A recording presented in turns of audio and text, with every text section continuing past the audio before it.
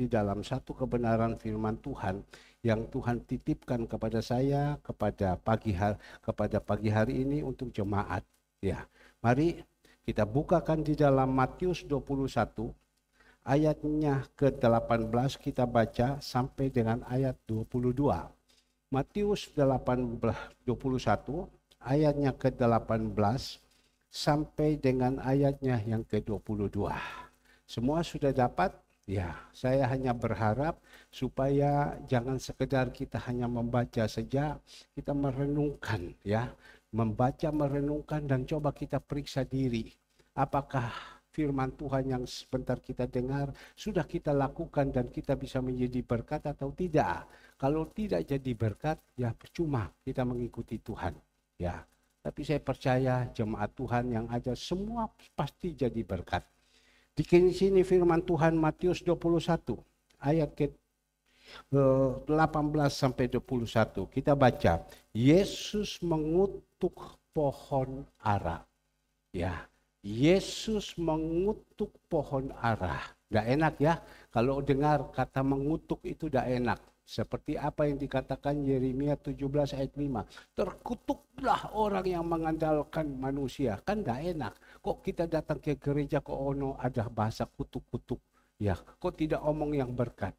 Nah, akhir zaman ini, karena banyak orang yang sudah melenceng daripada Tuhan, orang yang sudah jauh daripada Tuhan, orang yang sudah kembali kepada dunia yang begitu banyak, harus ditegur terus supaya mereka sadar. Kalau mau sadar dan tidak sadar itu urusan mereka. Yang penting tugas, jangan jemu-jemu, terus sampaikan apa yang Tuhan mau. Dikatakan di sini ayat 18. Pada pagi-pagi hari dalam perjalanannya kembali ke kota, Yesus merasa lapar. Dekatlah jalan, ia melihat pohon ara, lalu pergi ke situ, tetapi ia tidak mendapatkan apa-apa pada pohon itu, selain daun-daun saja. Katanya kepada pohon itu, engkau tidak akan berbuah lagi selama-lamanya. Dan seketika itu juga keringlah pohon ara itu. Jemaat, ayo 1, 2, 3.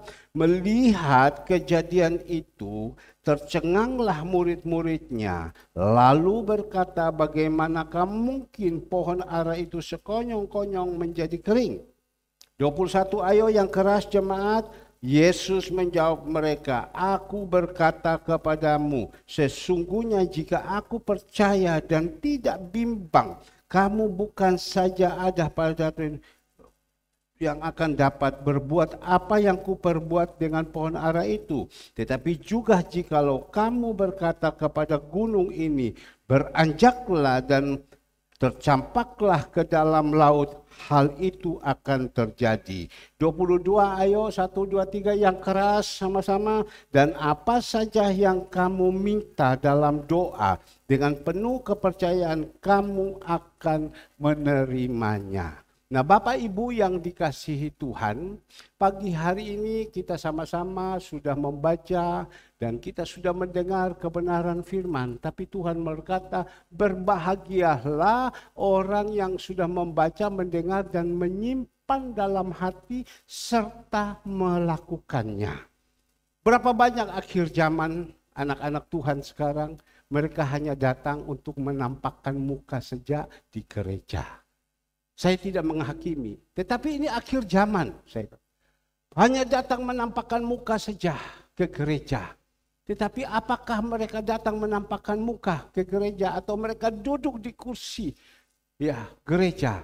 Mereka benar-benar merenungkan kebenaran firman dan melakukan apa tidak? Apakah waktu diajak bermuji memuliakan nama Tuhan, mereka juga melakukan apa tidak? Tetapi pada pagi hari ini, saya tidak berbicara dulu jemaat, tetapi saya untuk pribadi, saya berusaha agar supaya waktu memuji memuliakan nama Tuhan, saya berusaha saya memuji memuliakan nama Tuhan agar supaya mata hati saya atau tanah hati saya yang keras ini dihancurkan terus oleh puji-pujian. Kalau di dalam dunia orang mau menabur benih, yang mau sirami bibit, untuk supaya tanah dihancurkan, mereka harus pacul. Atau pakai traktor, digiling, dihancurkan tanah itu. Habis itu ditabur benihnya. Tapi kalau kita ini, tanah hati kita yang keras, bagaimana caranya? Tuhan bertakhta di umat pujiannya. Ya, jadi melalui puji-pujian, maka itu Bapak Ibu yang dikasihi Tuhan, dengar. Kalau ibadah, jangan tunggu selesai pujian dulu, baru mau masuk firman, baru datang. Jangan. Mau ibadah itu kalau bisa sebelumnya kita datang. Kita harus sungguh-sungguh datang mencari Tuhan. Sebelum kita beribadah, kita berdoa dulu kepada Tuhan. Bukan tunggu sudah selesai puji-pujian baru kita datang. Kita datang dengan tanah hati yang keras. Seperti beton. Ya, kita lihat. Keluar di atas tembok itu ada pohon satu tumbuh. Itu sudah puluhan tahun. Dia tumbuh di atas batu cor-coran. Tidak pernah mengeluarkan buah, hanya begini saja, hanya sebagai hiasan. Tidak ada gunanya. Tidak ada gunanya. Tapi kita belajar. Sudah dihancurkan mata hati ini. Benih disiram. Dia keluar 30, 60, bahkan 100 kali lipat. Kalau benih itu disiram, dia tumbuh. Kalau benih itu disiram, tidak tumbuh, percuma. Kalau kita melihat tadi video sirsak itu saya mendapatkan bibit. Pada waktu saya ke daerah, kakak ipar dari pendeta Robert Louis. Dia mengatakan, Pak, ini ada sirsak manis sekali, Pak. Dia kasih sama saya, sudah tua, dan saya bawa pulang ke Surabaya. Sampai Surabaya waktu matang, saya makan. Enak sekali. Saya ambil bijinya. Saya tanam. Ada 4 pohon saya tanam. Ya, 4 pohon, tumbuh 4 pohon, tetapi yang keluar buahnya 1. Yang lain sudah besar, mati. Jangan sampai kita juga yang ikut Tuhan. Sudah ditanam, sudah tumbuh, habis itu mati. Kalau sudah mati jadinya apa? Ya dikubur. Kalau pohon sudah mati apa dipotong yang sudah kering ya dibakar, kalau tidak dibuang, tidak ada gunanya. Kita juga sekarang yang mungkin ikuti Tuhan, tidak bisa tumbuh sedikit langsung mati, ya dipotong, tidak ada gunanya. Bagaimana, apakah ada di antara jemaat yang sekarang sudah mati rohaninya, sudah tidak bisa berbuat apa-apa, ya dipotong, dibuang. Tidak ada harga. Barusan carang-carang dan daun-daun dari pohon kelapa itu jatuh. Tapi belum terlepas dari pohonnya. Saya bilang sama Agus potong ini. Dan potong, sesudah itu dipotong kecil-kecil, taruh di luar. 3 sampai 4 hari. Tidak ada yang ambil. Tidak ada harga. Tapi waktu itu saya ketemu tukang sampah. Saya bilang, kamu ambil, nanti saya kasihkan kamu uang. Iya Pak, mau dibuang tidak ada yang mau terima Pak. Jadi buang kita harus bayar lagi. Berarti kalau pohon itu sudah tidak berguna, dipotong, dibuang, orang juga tidak mau. Tidak mau, karena apa? Tidak ada gunanya. Bagaimana jemaat Tuhan? Ya, masih berguna apa tidak? Atau sudah tidak ada gunanya lagi? Mohon maaf, agak keras. Saya juga heran, kok Tuhan taruh saya berbicara ini. Ini untuk supaya menyadarkan kepada kita. Masih ada guna apa tidak? Kalau sudah tidak ada guna ya sudah dibuang. Dibuang di mana orang pun juga tidak mau terima. Kenapa? Sudah tidak ada guna, tidak ada artinya. Untuk apa itu? Tapi kita melihat Bapak Ibu yang dikasihi Tuhan. Pada waktu itu firman Tuhan mengatakan Yesus mengutuk pohon ara. Loh Pak, urusan apa pohon dengan pohon ara kita? Ya, kita adalah pokok, Tuhan adalah pokoknya, kita adalah carang-carangnya. Kita ini adalah pohon-pohonnya. Ya. Pada satu saat firman Tuhan mengatakan di dalam ayatnya yang pertama, dia mengatakan di dalam ayat pertama, pada pagi-pagi hari, dalam perjalanannya kembali ke kota, Yesus merasa lapar. Ya, pada waktu pagi-pagi hari, ya, kita melihat Tuhan Yesus pagi-pagi dia sudah keluar. Ya, pergi apa? Bekerja. Bekerja apa? Pelayanan dia itu adalah kerjaannya. Pagi-pagi dia sudah bangun. Orang yang berguna itu pagi-pagi sudah bangun. Sudah bekerja. Bukan pagi-pagi malas. Tidak mau bekerja. Ya, tidur saja. Biar tidak apa-apa, kasihan mereka. Mereka boleh tidur sampai jam 9, 10, 11. Tidak ada gunanya. Itu orang tua gila yang suruh anak-anaknya bangun siang. Tuhan Yesus sudah memberikan contoh, pagi-pagi sudah bangun. Ya, pagi-pagi sudah bangun. Kita melihat, ayo kita orang-orang tua. Jadikan contoh, jadikan teladan untuk anak-anak. Supaya anak-anak itu bangun pagi. Sebelum bangun pagi, sebelum bekerja apa? Datang cari Tuhan dulu. Ucap syukur kepada Tuhan. Berterima kasih kepada Tuhan. Semalam Tuhan sudah berikan kita istirahat yang nyenyak.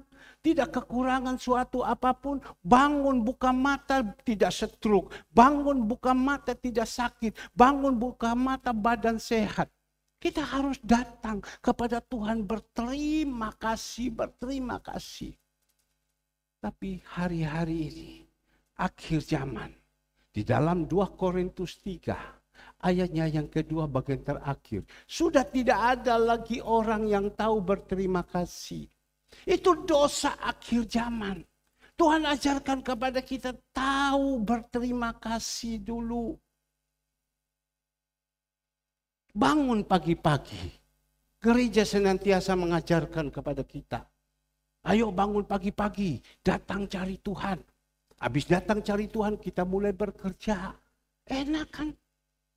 Kalau tidak datang cari Tuhan, hanya bangun langsung gosok mata, langsung ngamuk toh, mandi, merokok, isap rokok, minum kopi, langsung berangkat kerja. Itu jalan kita buntu terus. Tapi kalau bangun pagi-pagi, ya, datang cari Tuhan. Gereja adakan seperti itu. Dulu waktu COVID penuh, semua itu ikut. Tapi COVID sudah tidak ada. Satu mulai alasan tidak internet, satu alasan ini, satu alasan ini. Itulah manusia. Ya. Untuk apa gereja adakan begitu? Untuk apa gembala mengarahkan kepada jemaat Tuhan supaya datang? Supaya apa? Datang sebelumnya, datang cari Tuhan. Kita ini kalau tidak dapat ada Tuhan dalam hidup kita, kita tidak mampu ini hidup. Saya baru ingat beberapa waktu yang lalu, saya bangun pagi-pagi. Ya kurang lebih jam 4. Tapi jam 12 malam lebih sedikit, saya sudah berdoa sampai pagi. Saya sudah berdoa sama Tuhan. Bukan saya ngorok, saya berdoa sama Tuhan. Sesudah itu jam 4 lebih saya turun. Saya berpikir, saya jalan dulu putar, saya putar sini sambil saya berdoa. Tuhan Yesus engkau baik, Tuhan Yesus engkau baik, semua baik, sangat baik Tuhan Yesus, haleluya baik. Tapi waktu saya turun, iblis sudah serang kepada saya. Bagaimana kamu hari ini? Bagaimana kamu besok? Kamu lihat persoalan masalah yang kamu alami. Kamu lihat pergumulan yang begitu banyak. Bagaimana itu diserang sama saya. Tapi pada waktu itu saya goyang. Iya ya, gimana ini? Tapi di situ Bapak Ibu karena ada kebenaran firman Tuhan. Saya datang, saya bilang, setan engkau pergi kau dari sini. Engkau tidak berhak di tempat saya.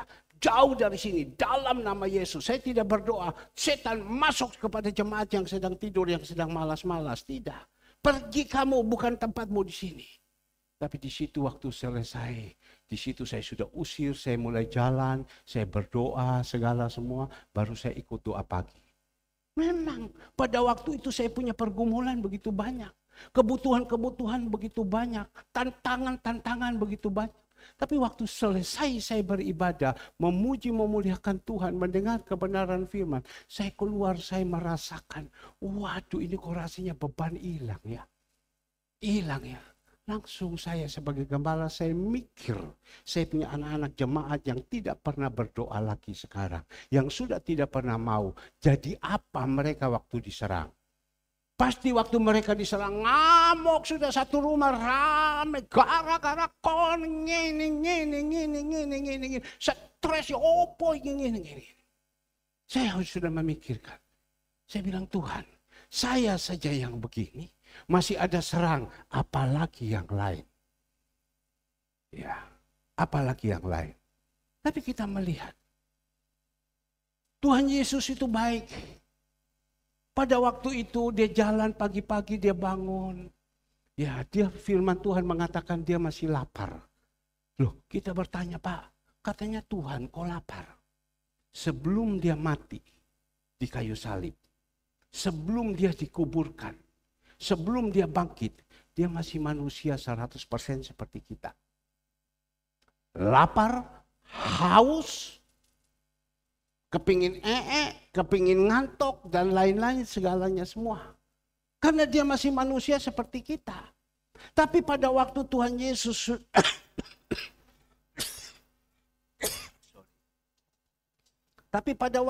Yesus sudah diizinkan, dia mati dan hari ketiga dia bangkit kembali.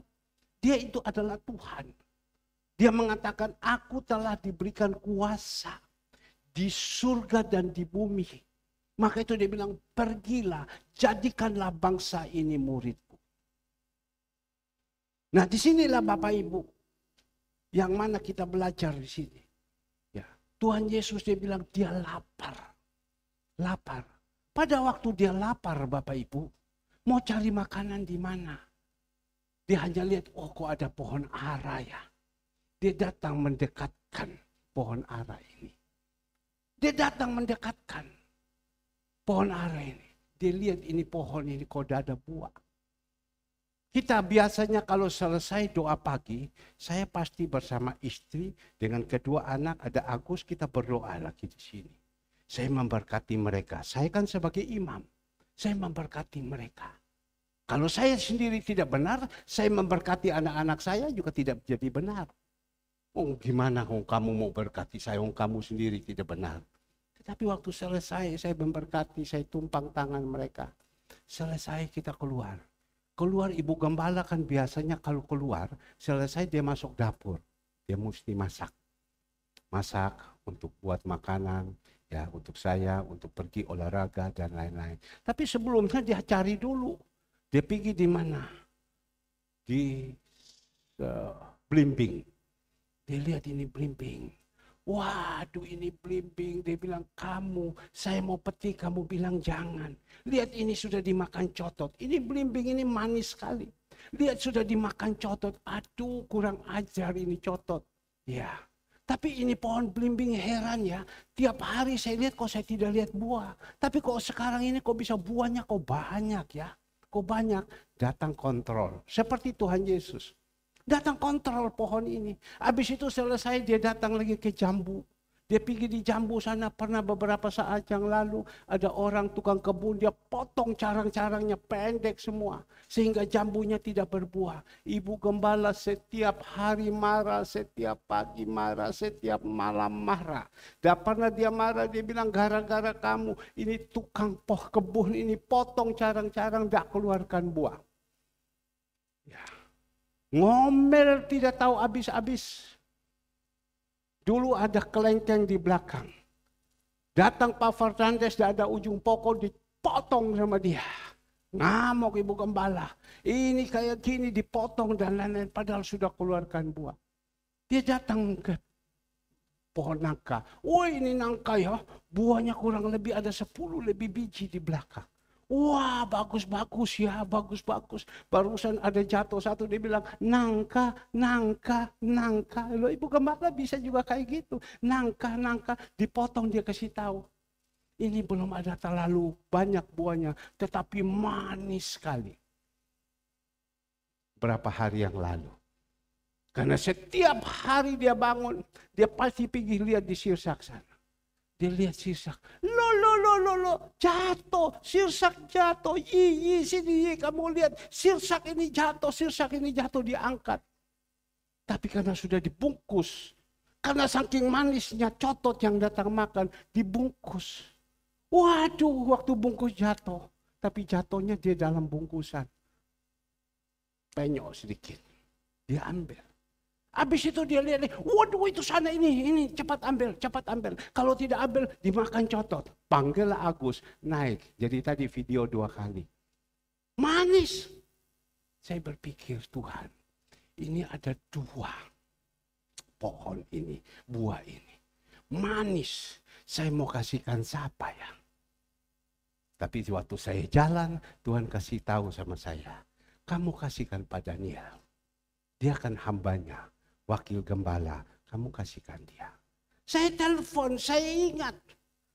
Karena apa? Dia masih pun sakit, dia masih tetap rajin ibadah. Jadi saya ingat kepada dia. Saya ingat, dia masih pun sakit. Sekarang dia ada ikut juga streaming. Dia ikut. Jadi Tuhan taruh sama saya ingat sama dia. Saya telepon sama dia. Kosin, ini ada sirsak. Kosin mau ya. Tapi kan dia orangnya kan tidak tam. Ngerti tam? Tam itu tamak, rakus.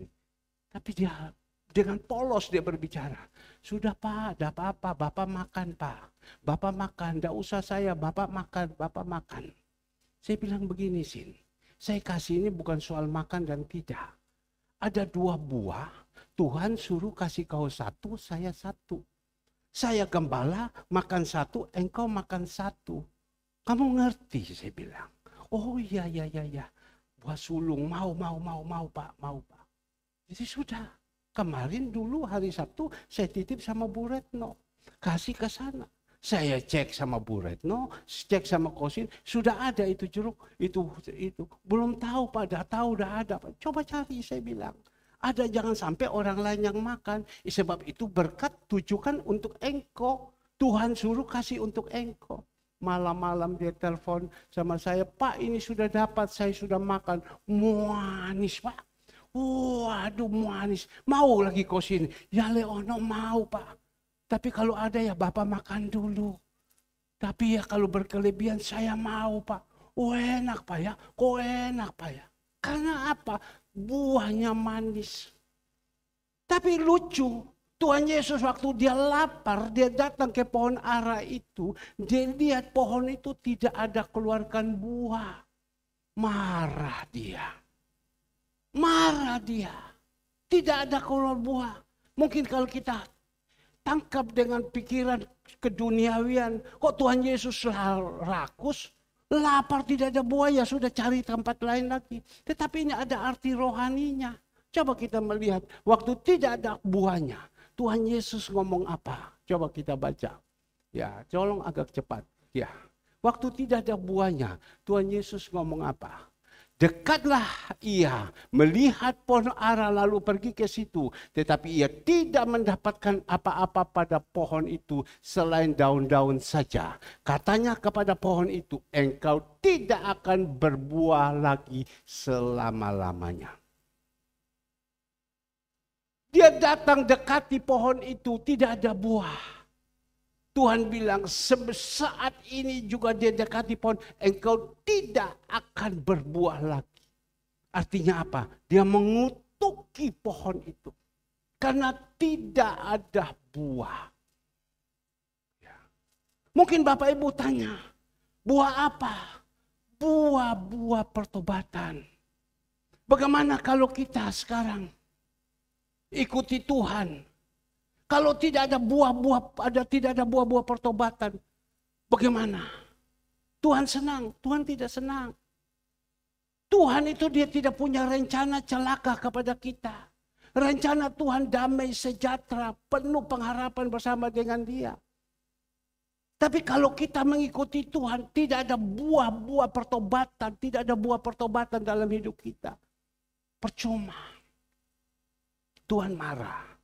Bagaimana kita jemaat Tuhan yang ada sekarang ini?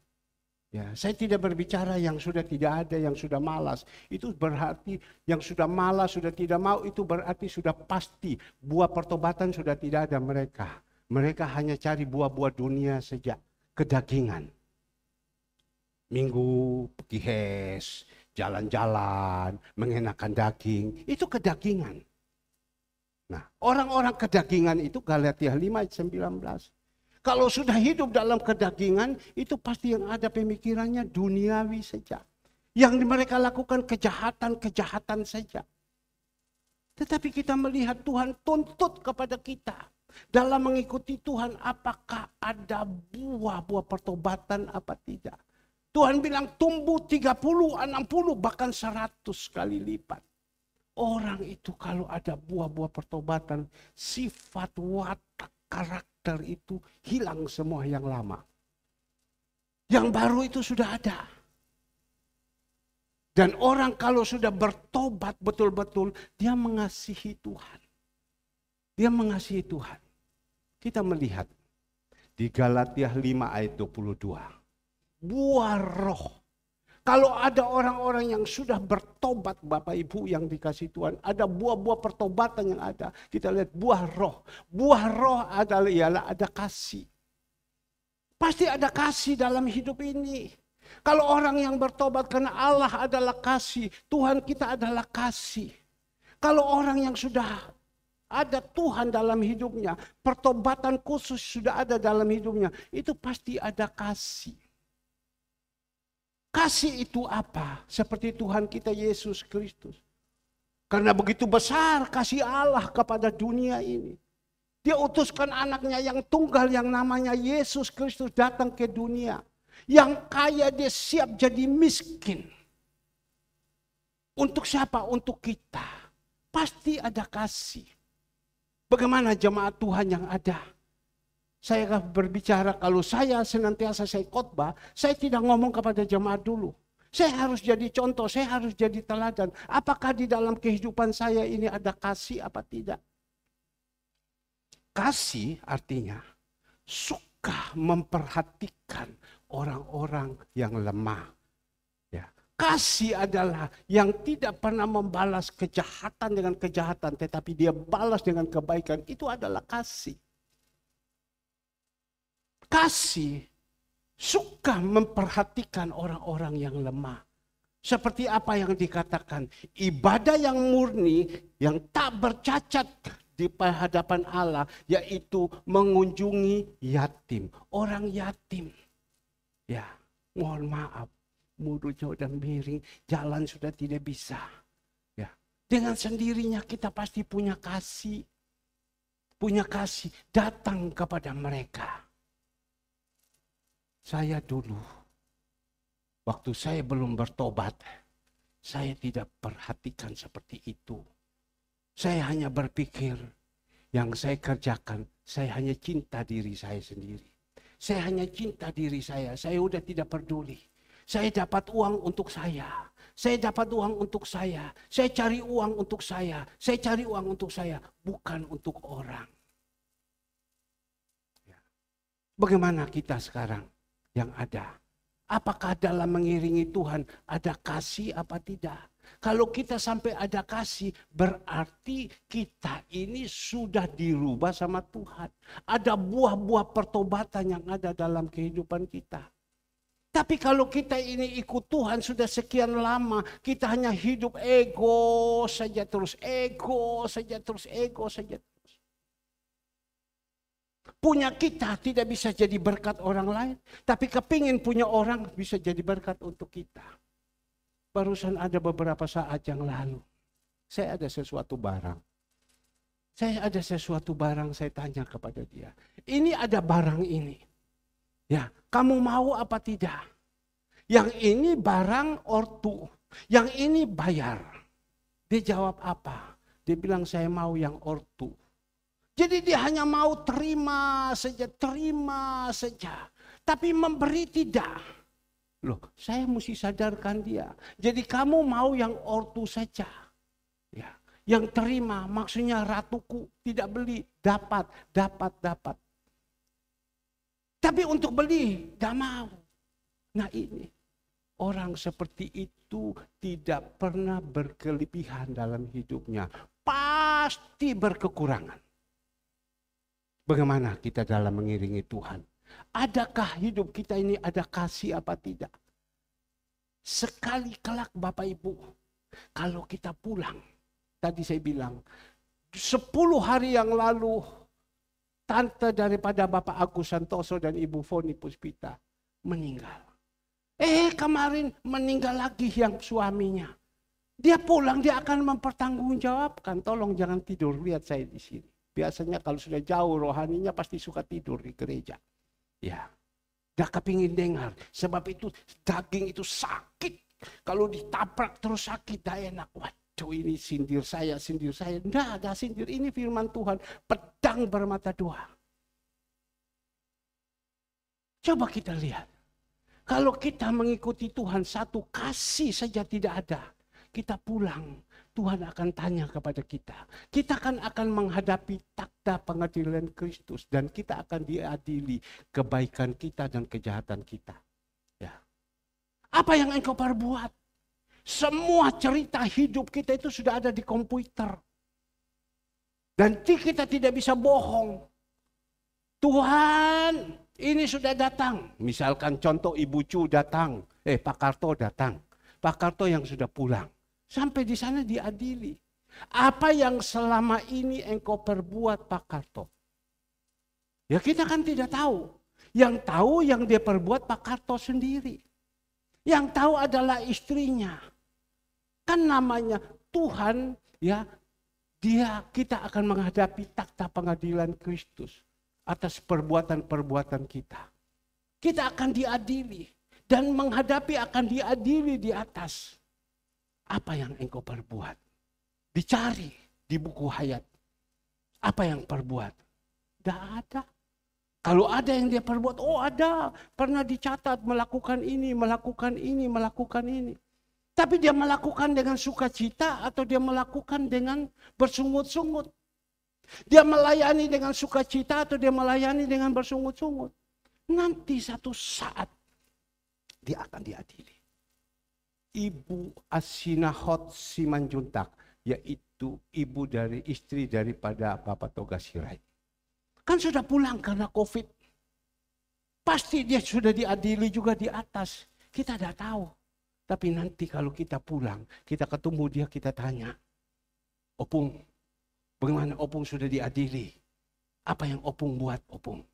Sudah diadili? Apa tidak? Apa yang engkau perbuat di dalam dunia ini menyertai kita ke sana. Nah Bapak Ibu yang dikasih Tuhan, ini ajaran. Kita melihat pada waktu itu tidak ada buah sama sekali, buah pertobatan. Tuhan bilang, waduh ini tidak ada guna orang ini. Ya. Sudah jangan kau tumbuh lagi. Tuhan bilang tidak ada guna, cari buahnya tidak ada guna. Tuhan bilang, jangan tumbuh lagi sudah. Betul, tercengang mereka. Karena apa? Yang dilihat hanya daun. Daun itu hanya menceritakan kekayaan. Ya, kita melihat pohon beringin. Dia besar, daun yang begitu banyak. Kalau orang panas datang berlindung di bawah pohon itu. Kita melihat jambu yang ada di belakang waktu sudah dipotong carang-carangnya. Waduh. Itu daun begitu banyak untuk berlindung di situ. Buah-buahnya banyak di situ untuk berlindung. Menceritakan daun-daun kekayaan. Apakah tidak boleh kita kaya? Boleh kita kaya. Tetapi banyak manusia kaya sudah tidak berfungsi lagi. Kita ingat pada waktu itu Tuhan Yesus sedang bersama dengan murid-murid jalan. Ada orang anak muda yang kaya ini. Dia mengatakan, Tuhan bagaimana bisa masuk di dalam kerajaan surga? 10 perintah Allah engkau sudah lakukan. Oh dia bilang sudah, dia bilang saya sudah lakukan semua. Tuhan bilang jualkan seluruh hartamu. Berikan kepada siapa? Kepada orang miskin dan ikutlah aku. Tapi orang kaya ini hartanya ini, dia punya hatinya ini kepada di harta dunia. Dia bilang saya kaya dan lain-lain. Maka itu Tuhan bilang, alangkah sukanya orang beruang masuk di dalam kerajaan Allah. Daripada seekor unta bisa masuk di dalam selubang jarum. Bapak Ibu yang dikasihi Tuhan. Ada berapa banyak orang-orang kaya. Banyak juga orang-orang kaya yang baik-baik, yang takut akan Tuhan. Tapi banyak juga orang kaya yang makiti-makiti. Ya, yang sombong. Senantiasa saya sebagai gembala saya ngomong. Kalau kita mau diberkati sama Tuhan, Tuhan harus siapkan dasar yang kuat dulu.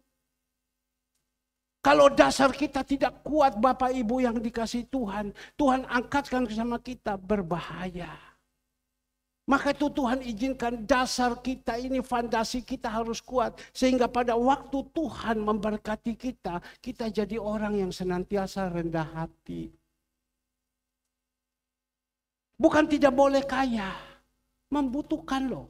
Pelayanan kita itu butuh juga orang kaya. Tapi bagaimana orang-orang kaya? Ada orang-orang kaya yang mau dipakai sama Tuhan. Ada orang-orang kaya yang rendah hati. Ada, bukan tidak. Ada. Ada orang-orang kaya yang bisa dipakai. Tapi ada orang-orang kaya yang sombong-sombong. Jangan loh ya. Kalau kita sudah jadi orang-orang yang pegang duit sedikit sudah sombong, bahaya sekali. Yang memikirkan, kalau saya tidak jadi donatur di gereja, kalau saya tidak jadi berkat di gereja, kira-kira gereja ini jalan apa tidak? Itu urusan-urusan pelayanan panti. Kalau saya tidak ikut donatur, kira-kira jalan apa tidak? Ada orang jemaat-jemaat Tuhan yang di sini dulu. Dia masih sempat bertanya, ya apa panti masih jalan dah? Karena dia tidak pernah memberikan. Dan saya juga tidak pernah keluarkan kata untuk berbicara, engkau ikut. Tidak. Dia tanya, masih jalan dah? Oh jalan, malah sekarang tambah besar. Bingung dia. Kok iso ya? Kok iso ya? Itu kesombongan itu orang-orang seperti itu. Jadi Tuhan bilang, hanya saya tidak melihat buah, tapi saya hanya melihat daun-daun saja. Jadi pada waktu Tuhan kutuk pohon itu, daun juga mati. Ya, orang-orang yang itu di situ juga mati. Orang bingung. Kok hebat Tuhannya? Ya memang Tuhan hebat lah. Dikatakan, aku telah diberikan kuasa di surga dan di bumi. Matius 28 ayat ke-18 coba. Matius 28 ayat ke-18, pada waktu Tuhan Yesus mati dan hari ketiga dia bangkit. Dia menampakkan diri kepada murid-murid. Yesus mendekati mereka dan berkata kepadaku, telah diberikan segala kuasa di surga dan di bumi. Diberikan kuasa. Yang berikan kuasa bukan manusia Bapak Ibu. Yang berikan kuasa itu adalah Allah sendiri. Yang memberikan kuasa kepada anaknya. Aku telah diberikan segala kuasa di surga dan di bumi. Ya, Saudara Alex ini, sekarang ini dia masih sakit. Dia minta sama Tuhan mujizat. Ya, yang lalu Tuhan sudah nyatakan mujizat. Dokter bilang belah. Dia bilang tidak, saya minta mujizat. Dia minta mujizat. Ya sekarang dia minta terus sama Tuhan, minta terus sama Tuhan. Kalau Tuhan mau kasih itu mujizat, saat itu juga sembuh. Dia minta mujizat. Ya, minta mujizat. Ya kalau Tuhan mau kasih sembuh. Saya ingat dulu, kita tahu di sini ada namanya Elita. Dulu pelayan Tuhan di sini orang Manado, dia tinggal di Ibu Novi. Pada waktu saya pagi hari, saya jalan. Saya tanya sama dia, saya ketemu, Elit, kamu kok sudah lama tidak ke gereja? Om, dia bilang, saya ini sekarang tidak bisa tidur. Ya, saya ini osteoporosis kok apa, pokoknya tulangnya sudah tidak bisa lagi. Dia harus tidur di atas papan. Oh, begitu. Ya saya pada waktu itu, ayo kita berdoa. Saya juga tidak tahu Tuhan buat apa. Pokoknya Tuhan suruh berdoa, ya saya berdoa. Tuhan tolong kau lihat anakmu Edith ini Tuhan. Ya, tulangnya sudah keropos. Kalau dia tidur di kasur, itu kasur goyang keretak putus semua Tuhan. Ya. Jadi dia harus tidur di papan, betapa sengsaranya. Tuhan, tolong Tuhan. Bapak Ibu habis saya doakan, langsung saat itu dia sembuh dan dia melayani Tuhan. Itu Tuhan punya kuasa, bukan saya yang kuasa. Saat itu juga Tuhan nyatakan kesembuhan dan sampai hari ini sudah tidak ada lagi keropos tulang. Dan saya ingat juga dulu pengalaman-pengalaman yaitu saudari Mewen. Dia jatuh. Badannya itu sudah diikat semua dengan besi. Di rumah sakit tidak boleh goyang. Dokter bilang harus pakai baju besi. Bagaimana seorang ibu, bagaimana seorang wanita kalau jalan pakai baju besi? Orang harus pakai baju yang enak, bisa goyang kiri, goyang kanan. Ini baju besi kayak robot. Saya dengan istri saya pergi ke sana.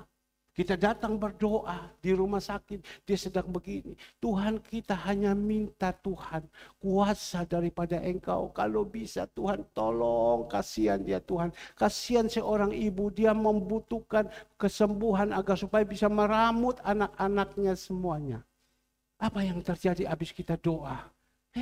Besok lusa katanya dia sudah keluar dari rumah sakit. Terjadi kesembuhan. Itu karena siapa? Karena kuasanya Tuhan. Saya ingat lagi Ibu Ali. Kita tahu Ibu Ali yang dulu ada di sini. Saya pergi ke rumah sakit bukan cari dia. Saya baru habis pulang olahraga, saya masih pakai celana pendek. Saya pergi ke rumah sakit Adi Husada untuk mengunjungi teman saya yang sedang sakit. Pada waktu saya doakan teman saya keluar dari rumah sakit. Anaknya yang namanya Cen-Cen sudah tunggu di muka. Waktu tunggu di muka dia bilang, aku minta tolong, mama ini ada sakit, bisa tolong didoakan. Saya datang, saya masuk, tolong dilihat sama saya di sini, jangan tidur. Ya, saya masuk. Pada waktu saya masuk di dalam situ, itu kepalanya semua itu sedang dikasih selang semua. Karena ini otaknya sudah di dalam, sudah ada keruan-keruan. Dan dia tidak bisa turun dari tempat tidur. Habis saya mendoakan dia. Selesai hanya mendoakan dia. Selesai saya bilang ini nomor telepon saya pulang. Bapak Ibu yang dikasih Tuhan. Pada waktu saya pulang saya berdoa. Tiba-tiba ada telepon masuk. Telepon masuk apa yang dikatakan oleh anaknya Cen-Cen. Mama waktu susu habis doakan. Dia langsung turun ke kamar mandi. Langsung buang kotoran dan terjadi kesembuhan, dilepas dokter kaget. Sekarang papa mau ketemu dengan susu, dia bilang. Papa mau ketemu. Oke, saya bilang mau ketemu malam, saya ke sana. Saya pergi ya dengan satu pelayan Tuhan. Sampai di sana dia sudah siapkan anggur semua namanya orang dunia. Dia sudah siap. Saya bilang sudahlah, tidak usah repot dengan kayak gini-gini. Saya datang dan saat itu dia bilang, saya terima Tuhan Yesus. Berikan kemuliaan Tuhan kita Yesus Kristus. Dan saat itu saya terima Tuhan Yesus. Dan saya bersama istri, anak-anak semua terima Tuhan Yesus. Tolong Pak, malam ini juga di rumah saya itu banyak sembayang-sembayang yang ada. Bapak Ibu mungkin ingat, pasti Lisien tahu, ya, pasti Cinyo tahu. Kosin juga tahu semua mereka. Melalui dia banyak orang-orang di pasar Kerampung bertobat. Terima Tuhan Yesus. Paling rajin Lisien waktu itu. Nah kita melihat. Sembuh, terjadi kesembuhan. Cuma kadang manusia. Waktu itu kita sudah doakan. Turunkan semua malam-malam itu. Semua sembahyang-sembahyang berhala. Dia bilang berapa banyak orang sudah datang sore ini. Saya tidak mau. Tetapi sekarang ini. Dan saya sekeluarga semua isi. Ikut Tuhan Yesus.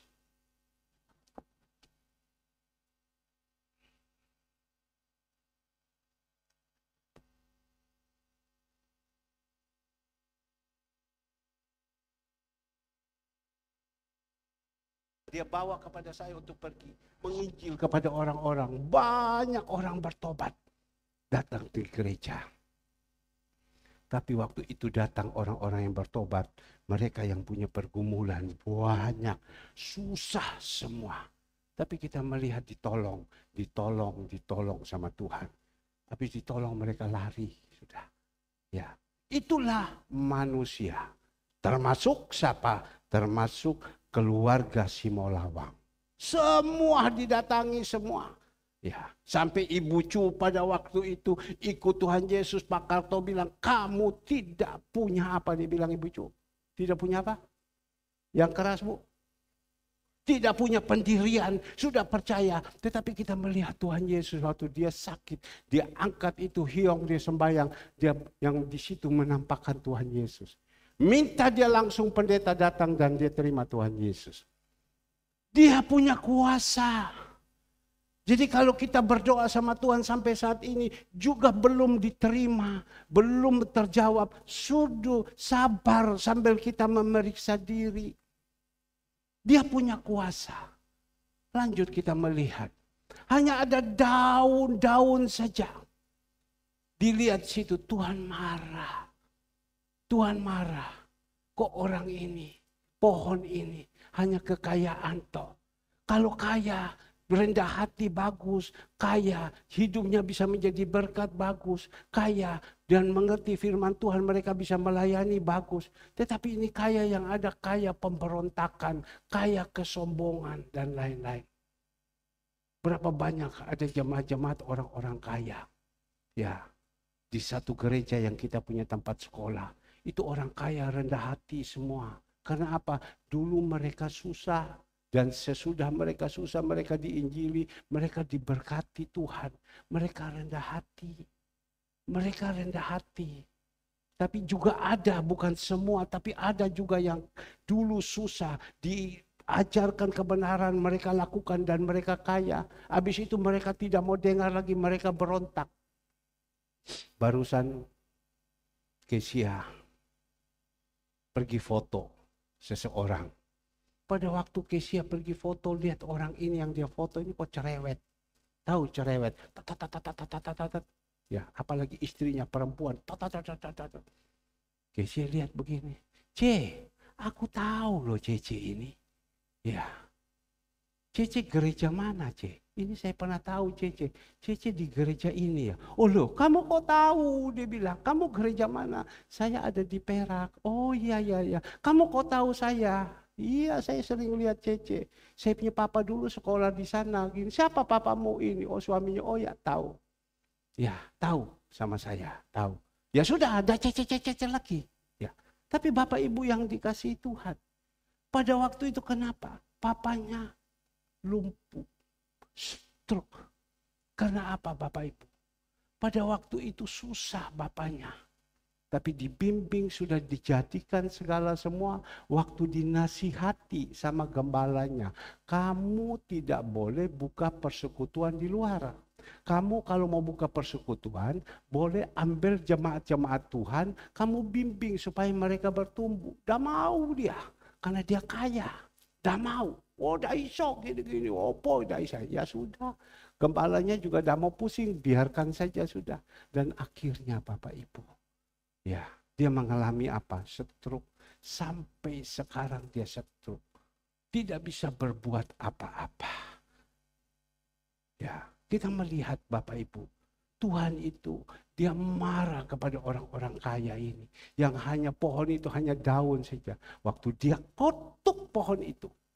Ya, orang-orang kaya yang daun-daun juga ikut terkutuk. Semua ikut terkutuk. Nah, kembali lagi Bapak Ibu yang dikasihi Tuhan. Di dalam ayatnya yang ke-19 tadi dia katakan, dekat jalan itu ia melihat pohon ara, pergilah ke situ, tetapi ia tidak mendapatkan apa-apa pada pohon itu, selain dari daun-daun saja. Katanya kepada pohon itu, engkau tidak akan berbuah lagi selama-lamanya. Dan seketika itu juga keringlah pohon ara itu, kuasanya Tuhan. Melihat kejadian itu tercenganglah murid-muridnya. Lalu berkata, bagaimana mungkin pohon ara itu sekonyong-konyong menjadi kering? Mereka pasti heran kan. Kok bisa ya? Tuhan berbicara, mengutuki pohon itu, saat itu juga terjadi. Mereka bilang, kok mana mungkin? Itulah kuasa Tuhan. Maka itu kita jangan meragukan kuasa Tuhan. Saya percaya kita semua yang ada di sini sudah banyak mendapatkan mujizat. Saya ingat Ibu Cu dulu. Sekarang banyak mendapatkan mujizat. Betul tuh Bu Cu ya? Rasanya dredek kalau sudah tanggal 1, 2, 3 itu. Sudah mulai tanggal 25, mulai tanggal 20. Itu udah dredek, jantungnya mau keluar sendiri. Itu mujizat-mujizat Tuhan sudah buat. Banyak lagi mujizat. Ya. Saudara Eksan, banyak mujizat yang sudah buat. Sampai sekarang kalau mau melihat anak-anaknya semua sudah selesai kuliah, sudah bekerja, itu apakah bukan mujizat? Ya, bukan pertolongan Tuhan. Dan juga anak-anak kita yang ada. Kemarin istri saya ngomong, ya, Talia tidak bisa melayani. Kenapa sakit? Kalau goyang badan, saya bilang iya ya, Tuhan tolong. Iblis itu tidak senang kalau kita itu menyaksikan. Saya salah pada waktu saya menyaksikan sana, saya harus berdoa, tutup bungkus dengan kuasa darah-Mu Tuhan. Pagari dia Tuhan. Sehingga istri saya bilang dia tidak bisa melayani, asmanya keluar lagi dan lain-lain segala. Dalam nama Tuhan Yesus, saya percaya Tuhan izinkan kita, kalau Tuhan sudah tolong, Tuhan minta kepada kita setia terus sampai akhir. Seperti apa yang dikatakan Rasul Paulus, aku telah menyelesaikan sampai akhir. Dan sekarang saya mau tutup mata sudah. Dia ngomong kepada Timotius, setia terus. Pertolongan-pertolongan Tuhan itu kita lihat nyata. Saya dulu waktu dipanggil sama Tuhan melayani, tapi sebelumnya saya kena jantung, sebelumnya saya kena gula. Dan saat itu juga pada waktu itu kami hidup susah sekali. Rumah sudah tidak ada, kendaraan sudah tidak ada, hidup ini harapan sudah tidak ada. Bersama istri dan anak sudah tidak ada harapan lagi. Tanggungan di luar begitu banyak. Tapi karena kita setia, kita mau taat sama Tuhan, melakukan. Tuhan bisa berbuat yang tidak ada menjadi ada. Sampai saat ini, dasar apa? Saya pada waktu dulu saya susah setengah mati. Tuhan tidak membawakan kepikiran saya untuk saya pulang balik kampung. Ya, saya pulang balik kampung. Saya waktu ingat Agus pergi ke Sabu. Sampai di Sabu dia bilang, Bapak ini tanah ini Bapak. Ini semua ini nanti haknya saya. Wah saya bilang ini. Ini pohon kelapa Bapak. Ini punya saya nanti Bapak. Dia bilang begitu. Saya pada waktu itu saya susah. Saya tidak berpikir saya harus pulang. Kalau saya pulang berarti pada waktu itu saya sudah tidak melayani Tuhan lagi. Saya jadi pengusaha di sana. Jadi pengusaha di sana itu tanah-tanah yang sekarang diambil oleh ponaan-ponaan saya segala semua itu adalah milik saya. Itu tanah bukan harga yang murah. Itu tanah harganya ber-MM-an. Tetapi Tuhan tidak bawa pemikiran saya untuk saya pulang. Saya tetap ada di sini. Saya jalankan ini hidup dengan setia, sungguh-sungguh, tanpa ada persungutan-persungutan saya lakukan. Sehingga Tuhan bisa membawa hari lepas hari, hari lepas hari, hari lepas hari. Kami bisa diizinkan tinggal di rumah Tuhan. Coba, kadang saya membayangkan pagi-pagi, saya bangun, saya sedang jalan, saya duduk, saya stretching dan lain-lain. Tuhan hanya kasih ingat, kau cari konglomerat mana, mohon maaf, yang tinggal tempat yang begini besar. Tolong cari konglomerat mana yang tempatnya tinggal begini besar. Engkau aku taruhkan di sini. Yang kedua, kau tinggal di sini, di dalam ini ada rumah Tuhan. Ada rumah Tuhan. Iya ya, saya bilangnya. Belum tentu konglomerat punya rumah, dia bisa bikin rumah Tuhan yang dikehendaki Tuhan. Kau lihat ada rumah Tuhan. Oh iya ya. Dan saya tahu bagaimana saya hidup ini, saya bisa ada macam begini. Saya saksi kepada Pak Daniel. Dan Pak Daniel bilang, iya Pak, ini kesaksian ini memberikan kekuatan kepada kita. Tidak punya dasar Bapak Ibu yang dikasihi Tuhan. Untuk supaya bisa hidup seperti ini, tidak punya dasar. Dan sampai saat ini Tuhan pakaikan kepada saya untuk menjadi berkat terus. Memperhatikan orang-orang lemah, menjadi berkat bagi orang-orang di sekelilingnya. Siapa saya ini? Saya sudah tidak ada apa-apa. Kalau kita melihat di Facebook namanya Kingmaker kok, atau kalau mereka ngomong bukan miskin, kismin. Bukan miskin, kismin dia bilang. Tapi kita melihat bisa Tuhan buat kayak macam begini. Karena apa? Karena kesetiaan, karena ketaatan. Tidak ada pemberontakan sama sekali sama Tuhan. Saya jalankan semua. Ada pemimpin-pemimpin saya yang ada, saya tetap taat. Pernah satu kali saya berontak kepada pemimpin saya sekolah. Tapi di situ saya sadar, saya datang minta ampun, kembali lagi. Justru itulah Tuhan berkenan. Tuhan buat saja terus yang baik. Sampai hari ini. Sehingga saya berkata kepada anak-anak kita, kamu lihat ini.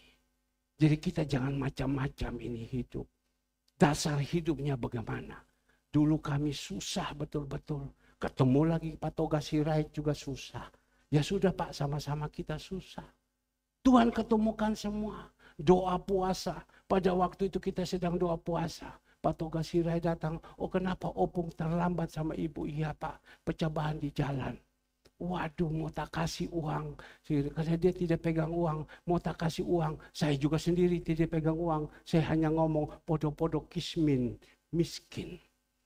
Tapi kita melihat sampai saat ini Tuhan bawa kepada kita. Kita bisa jalankan ini hidup. Kita bisa menjadi berkat bagi orang lain. Dasar dari mana? Padahal hidup ini adalah hidup yang susah. Saya barusan berbicara dengan teman saya, pengusaha apel. Dia mengatakan begini. Saya tanya sama dia, kamu kerja apel ini 1 kali perputaran modal berapa? 250 juta. Habis itu pembayaran berapa lama? 2 bulan. Keuntungan berapa persen? Ibu Retno tahu. Berapa persen Bu Retno? Hanya 8%. Pengusaha apel itu dia kirim ke Jakarta atau dia kirim ke luar negeri. Dia bilang hanya untung 8%. Itu pembayarannya 2 bulan. Kalau tidak kemakan uangnya. Jadi saya bilang susah juga. Aduh Om, dia bilang sekarang susah. Dia bilang saya barusan kemakan 50 lebih juta. Loh kenapa kemakan? Ini petani apel ini, dia minta sama saya, Pak saya bon uang dulu 50 juta. Nanti pohon-pohon ini semua nanti saya serahkan kepada kamu. Oh ya dia kasih uang. Ternyata Bapak Ibu ini dunia jahat. Pada waktu dia sudah dapat itu uang, selesai mau panen, dia jual sama orang lain lagi. Ngerti? Dia jual sama orang lain, bukan dia kasih kepada teman saya ini. Dia jual sama orang lain.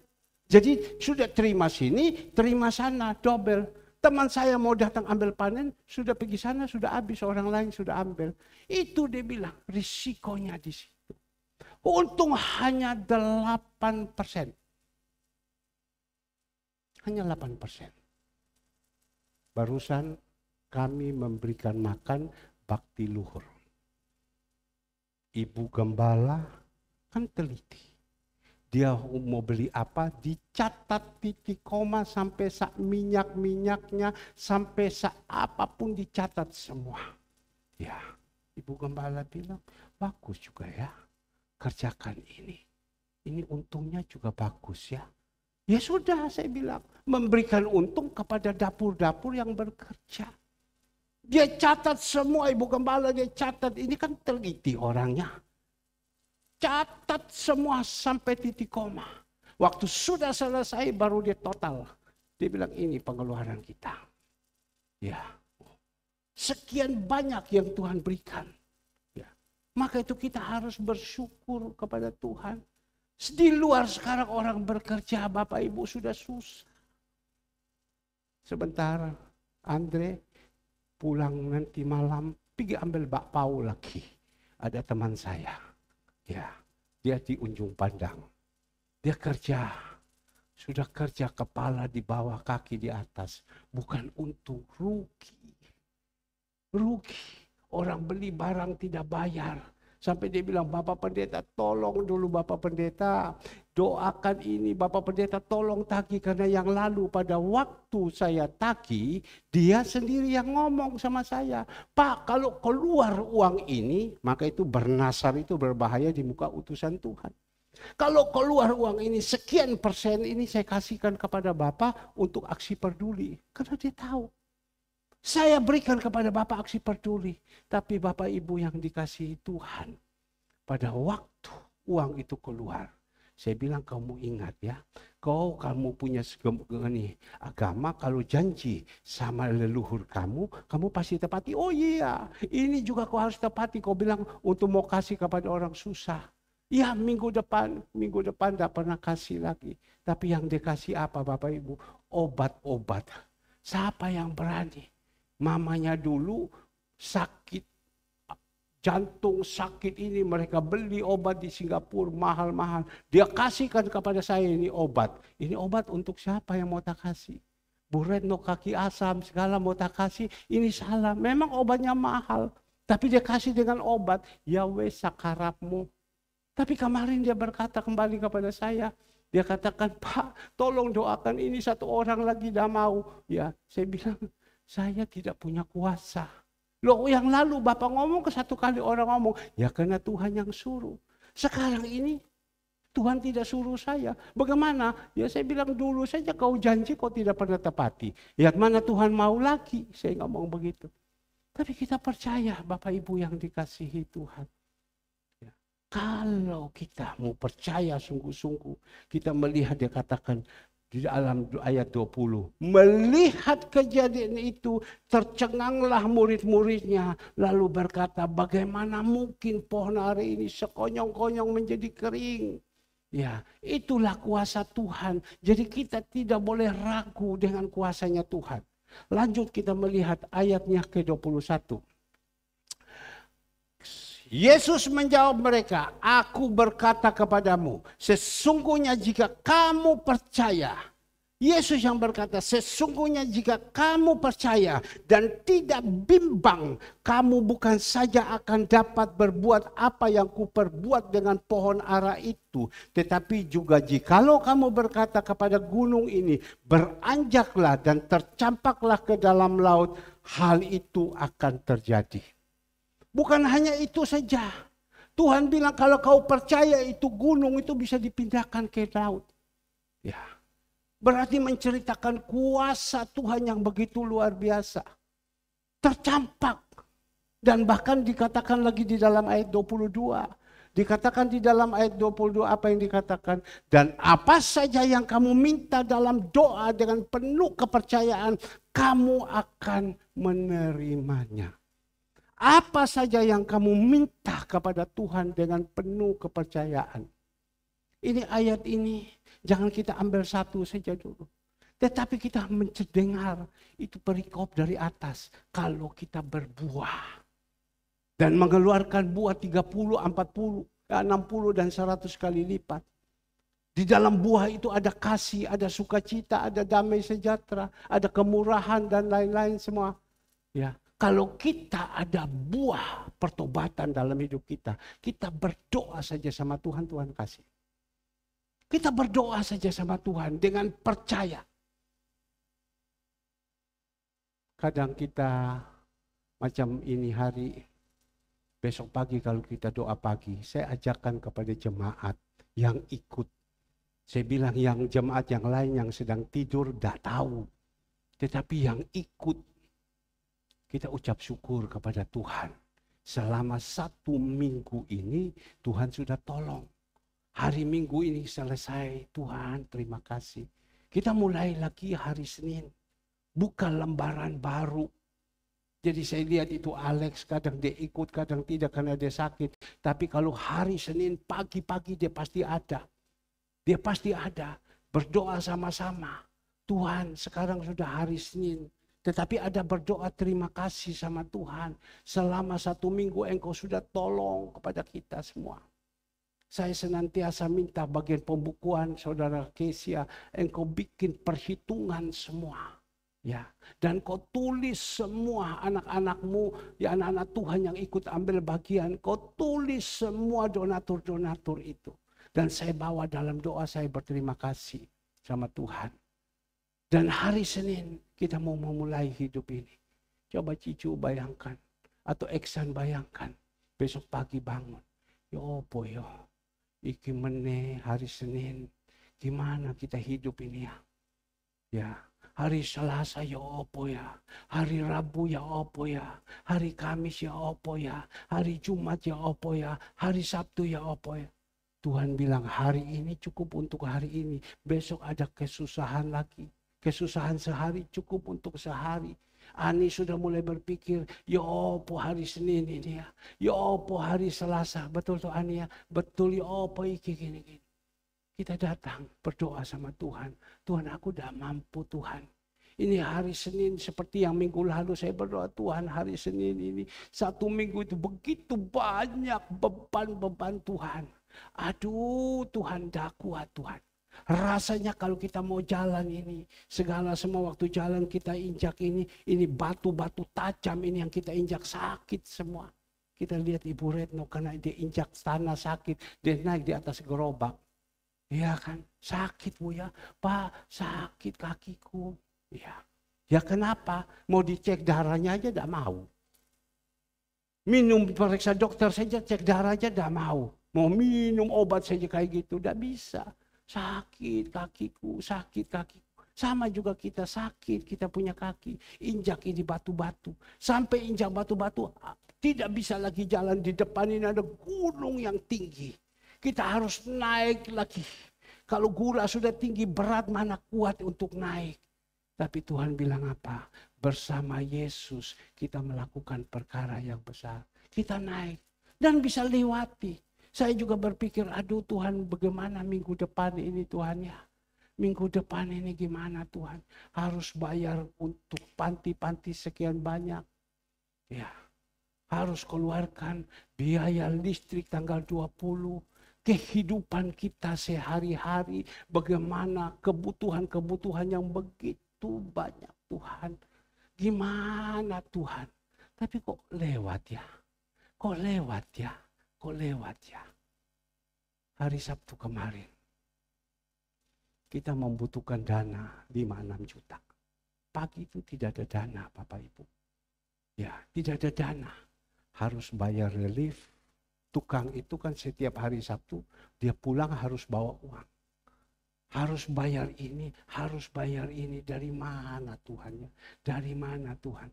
Tapi kita melihat di dalam Galatia 5 ayat 22, kalau ada kasih, ya, ada sukacita.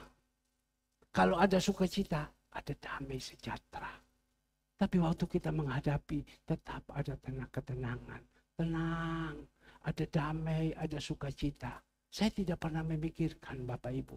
Saya jalankan saja. Tapi Tuhan bilang pada waktu tidur, Tuhan memberkati. Singkat cerita Bapak Ibu, saya bangun dari tidur. Tidak ada beban yang lain-lain. Tuhan sudah siapkan semua. Apa yang menjadi kebutuhan-kebutuhan. Pagi itu waktu saya berbicara. Sekali lagi pagi waktu saya berbicara, berdoa, dana dari mana. Tapi kita lihat dapur-dapur waktu datang. Mereka membawa kacang hijau dan lain-lain segala semua. Langsung saat itu saya bilang ini saya bayar sama kamu ya. Ini sekarang saya bayar. Waktu saya bilang saya bayar jumlahnya sekian. Ibu Retno langsung puji Tuhan. Ya, puji Tuhan. Karena apa? Tuhan sudah siapkan semua. Kepada siapa? Kepada orang-orang yang hidup mengeluarkan buah. Ada buah-buah yang bagus yang dikeluarkan. Yang suka dimakan orang. Tapi kalau kita hidup tidak ada buah. Siapa yang mau dekat? Tidak ada yang mau buang. Di situ buang. Dah laku. Seperti apa yang saya katakan. Pohon carang itu yang dipotong. Taruh 3-4 hari. Pak, di sini kalau mau buang kemana Pak? Sudah saya kasihkan kamu uang, baru dia mau. Karena dah laku. Kalau kita hidup ikut Tuhan, tidak ada buat dah laku hidup kita ini. Pribadi kita dah laku, dah ada gunanya. Dah jadi berkat. Biar pagi hari ini, kita sudah dengar. Kita berdoa, supaya jemaat-jemaat Tuhan yang ada di sini. Supaya berlaku ini, hidup ini. Ayo keluarkan. 30, 60 ada buah-buah pertobatan. Jangan sampai sudah ikut Tuhan malas. Saya minta pemusik singer, ayo malas sudah hanya sekedar rutinitas saja, seperti jemaat Laodikia. Orang kaya yang tidak panas, tidak dingin. Tuhan bilang, aku muntahkan. Bapak Ibu yang dikasihi Tuhan, bagaimana jemaat ini? Ya, apakah sudah ada buah-buah pertobatan apa tidak? Kalau tidak ada buah-buah pertobatan, aduh gimana? Minggu lalu saya khotbah, kalau dilihat dalam segi waktunya, kita sudah jadi guru. Tetapi masih tetap jadi murid. Bagaimana Bapak Ibu yang dikasihi Tuhan? Aku mengasihi. Haleluya. Aku